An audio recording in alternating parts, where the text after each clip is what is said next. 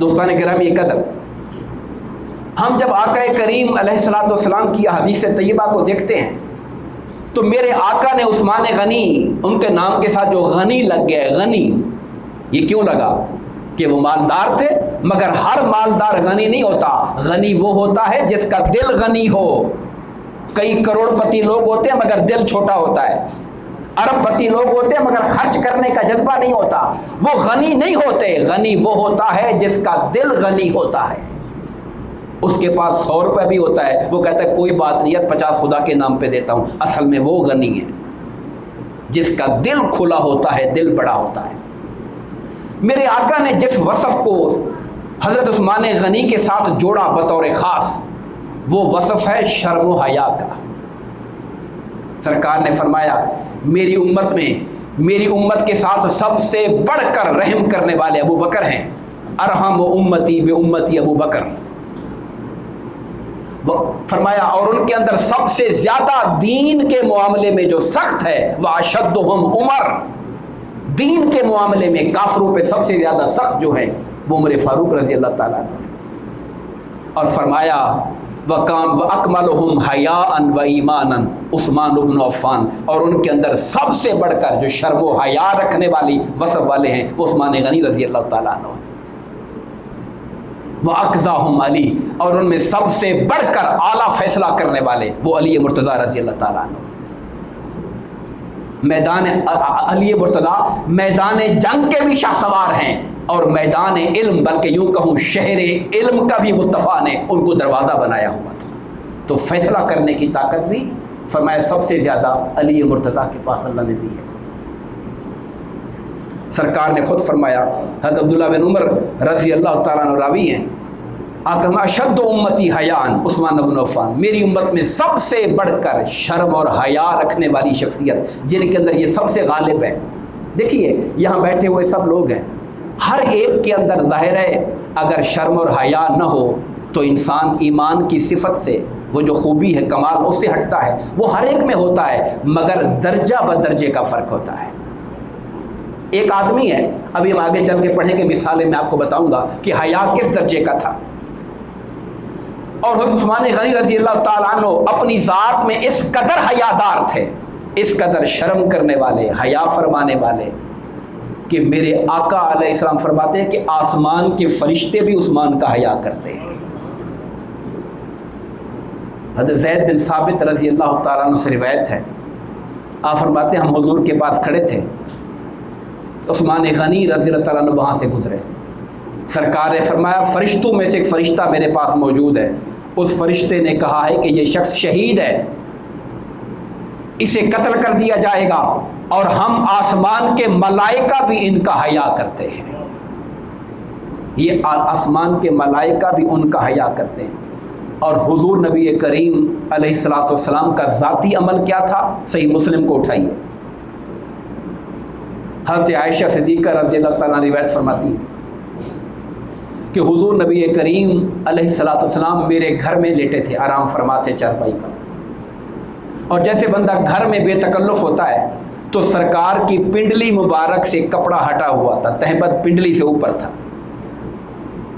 آپ کو علم میں ہے کہ مرد کا سطر کہاں سے شروع ہوتا ہے؟ مرد کا سطر اس کے گھٹنوں گوڈوں سے شروع ہوتا ہے، اس کے نیچے والی جگہ اگر ننگی رہے تو کوئی حرج نہیں ہے، گناہ کوئی نہیں ہے، نہ ننگا رکھنا گناہ ہے اور نہ کسی کی ننگی پنڈلی کو دیکھنا گناہ ہے۔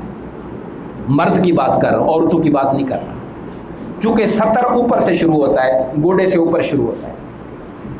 سرکار گھر میں بیٹھے ہیں، اور گھر میں بندہ ایزی ہوتا ہے، گھر میں ایزی نہیں ہوگا تو کہاں ایزی ہوگا؟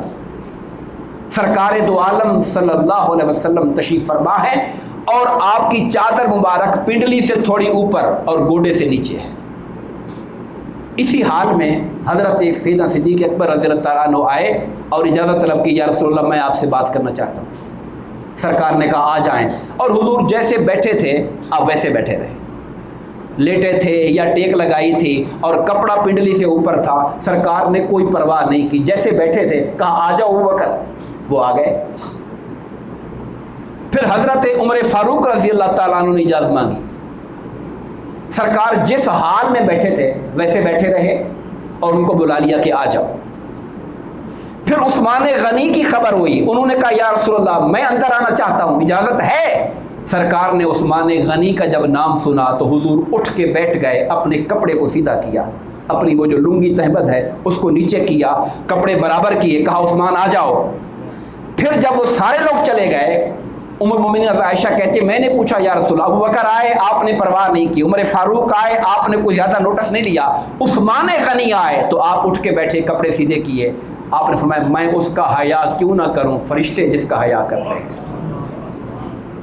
اور ایک روایت میں یہ آتا ہے اگر میں اس حال میں بیٹھا رہتا تو عثمان غنی شرم کی وجہ سے مجھ سے وہ بات ہی نہ کر سکتا جو وہ کرنے کے لیے آئے تھے، اس شرم میں رہ جاتے اور بات ہی نہ کر سکتے میرے ساتھ۔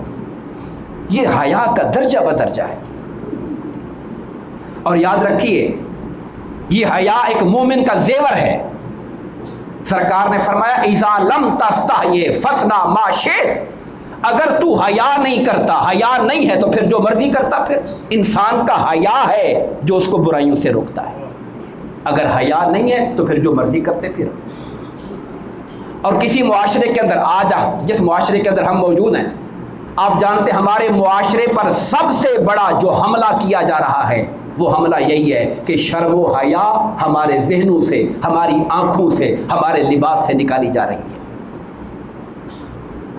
یورپ آج سے 100 سال پہلے شرم اتار بیٹھا تھا اور ان کا معاشرہ مخلوط معاشرہ ہوا، عورتوں کو کھڑا کیا گیا مرد کا مقابلہ کرنے کے لیے، مگر یہ ایک نعرہ تھا، اصل میں عورت کو سرے بازار لے کر آنا تھا، اس کا لباس کم سے کم کرنا تھا۔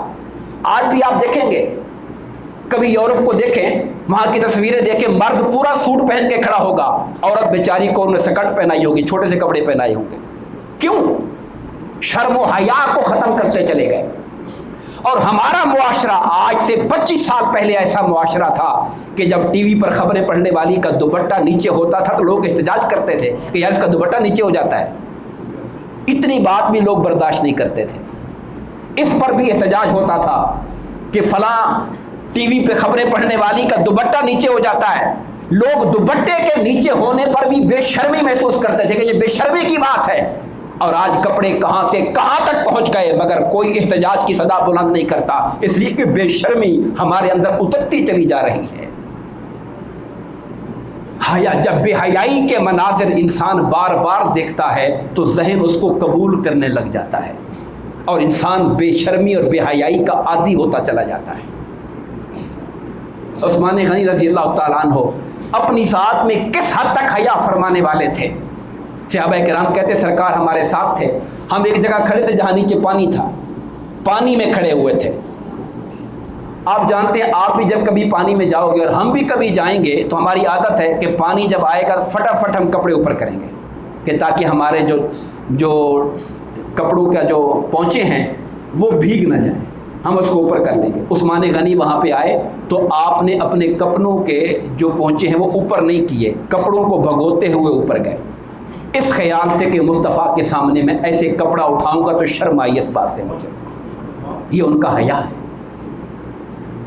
اور صحابہ کرام کے حیا کا عالم یہ تھا آقا کی بارگاہ سے۔